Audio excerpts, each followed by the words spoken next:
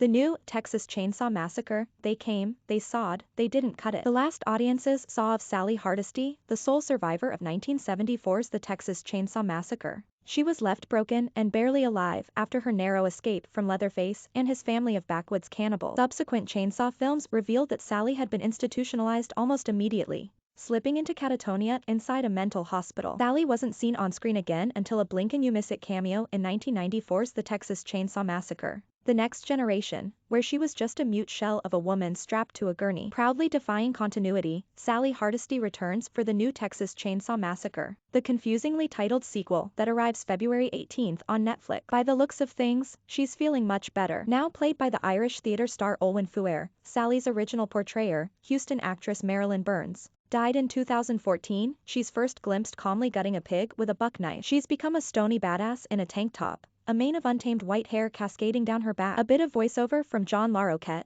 reprising his narrator role from Tobe Hooper's original, informs us that Sally eventually overcame her mental breakdown and joined the Texas Rangers. Trauma has hardened Sally into a survivalist, like Sarah Connor in Terminator 2. To make an even more apt comparison, she's like Jamie Lee Curtis's Laurie Strode in David Gordon Green's 2018 reboot of Halloween and its sequel, having similarly devoted her life to preparing to kill the masked man who tormented her so many years ago. Like Green's Halloween, Texas Chainsaw Massacre is billed as a direct sequel to Tobe Hooper's original film, which means it ignores at least 7 other Chainsaw sequels, prequels, and assorted reboots. It also implicitly asserts its superiority as the real next chapter in the story. Which, fair enough, the Chainsaw timeline became convoluted to the point of incoherence ages ago. Woe unto anyone tasked with making sense of that whole Illuminati subplot that the Next Generation introduced, for example. But also like those new Halloween movies, and certain other years later sequels to movies that have long since become cogs in the intellectual property machine, the new Texas Chainsaw Massacre is grimly serious about its lore and legacy, crushing this lean, endlessly renewable tale of a maniac man-child who carves up random teens under the tedious weight of mythos. That may be welcome news for anyone who's yearned for closure on Leatherface and Sally's relationship, longing to see these two nemeses locked in some sort of final showdown. It's not a completely terrible idea. In David Gregory's 2000 documentary Texas Chain Saw Massacre: The Shocking Truth, Burns even suggested it herself, saying, "What I wanted to do was to come out of my mental institution and go after the family. I thought that would make a good movie." And maybe it would have, if Burns had made it. But without Burns, Sally's return in Texas Chainsaw Massacre feels less like cathartic payoff than uninspired fan service, concocted solely to prove the film's respect for the legacy of the first movie, as producer Fede Alvarez put it, as compared to all those other, less serious Chainsaw films. Say what you will about the escalating insanity of the franchise, which has lapsed increasingly into self-parody, but at least those movies tried new things, adding strange new wrinkles to Leatherface's fractured psyche and giving us a chainsaw wielding Dennis Hopper slashing the hell out of some logs. They were wild and fun, in all the ways this self-important sequel simply isn't, because it's too busy respecting the legacy. Frankly, it shouldn't be that hard to make a good Texas Chainsaw movie. Get some sexed up young'uns, have them stumble into the Texas wilderness, then turn Leatherface loose to hunt them down. And to their credit, Austin-based director David Blue Garcia and first-time screenwriter Chris Thomas Devlin do seem to grasp the glorious efficiency of that formula, at least initially. Texas Chainsaw Massacre follows a group of Austin via California influencers as they blow into the dying small town of Harlow, Texas, angling to buy up all of its dilapidated real estate and fill it with artisanal cafes and art galleries. Among these opportunistic hipsters, only Melody harbors any reservations about the gentrification, especially after it forces out a frail, elderly woman who's discovered to be living in an abandoned orphanage. Melody's guilt quickly turns to terror once the woman's adopted son, Leatherface, is awakened after years of peaceful dormancy. As his home rapidly fills up with other Gen Z entrepreneurs, Leatherface skins himself a fresh mask. This one makes him resemble the late actor Peter Boyle, if he'd been dredged out of a garbage disposal,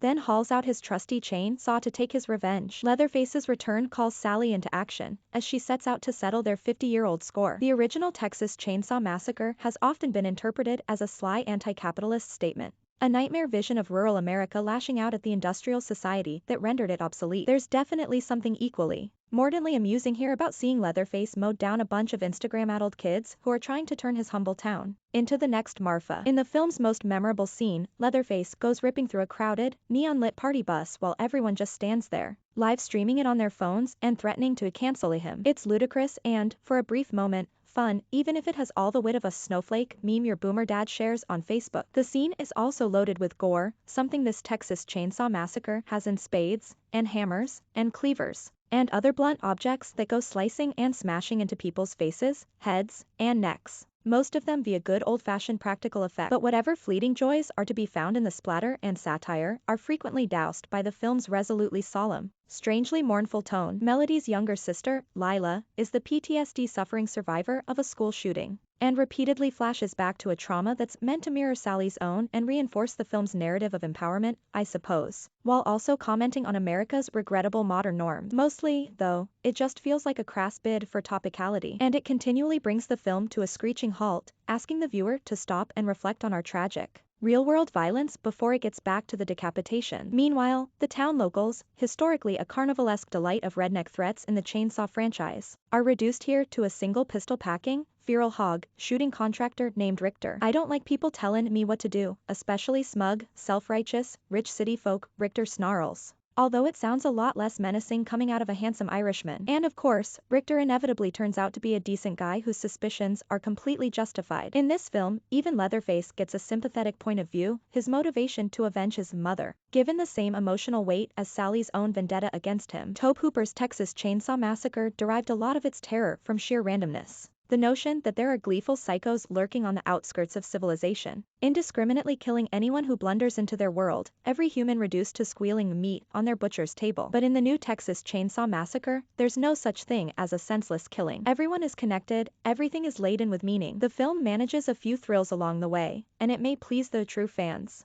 who demand a sort of grave earnestness that can properly validate the things they love, but it doesn't cut nearly as deep. Read next February 10, 2022 Why the Mental Collection is no longer Houston's best art museum, by Rainey Knudsen. December 9, 2021 Dancing with the Poster Girl of the Dallas Cowboys Cheerleaders Golden Era, by Sarah Hepola. June 15, 2021 Simone Biles's NFL Safety Boyfriend, I Didn't Know Who She Was, by Richard Justice. December 31, 2021 The Photo the Dallas Cowboys Never Wanted the Public to See, by Sarah Hepola. February 15, 2022 Greg Popovich Closes In on Another NBA Milestone, by Richard Justice. February 17, 2022 The Human Cost of Horse Racing, by Jason Cohen. Read next February 10, 2022 Why the Mental Collection is no longer Houston's best art museum, by Rainey Knudsen. December 9, 2021 Dancing with the Poster Girl of the Dallas Cowboys Cheerleaders Golden Era, by Sarah Hepola. June 15, 2021 Simone Biles's NFL Safety Boyfriend, I Didn't Know Who She Was, by Richard Justice. Read next February 10, 2022 Why the Mental Collection is no longer Houston's best art museum, by Rainey Knudsen. December 9, 2021 Dancing with the Poster Girl of the Dallas Cowboys Cheerleaders Golden Era, by Sarah Hepola. June 15, 2021 Simone Biles's NFL Safety Boyfriend, I Didn't Know Who She Was, by Richard Justice. Read next Why the Mental Collection is no longer Houston's best art museum. Dancing with the Poster Girl of the Dallas Cowboys Cheerleaders Golden Era. Simone Biles's NFL Safety Boyfriend, I Didn't Know Who She Was. The photo the Dallas Cowboys never wanted the public to see. Greg Popovich closes in on another NBA milestone. The Human Cost of Horse Racing. Read next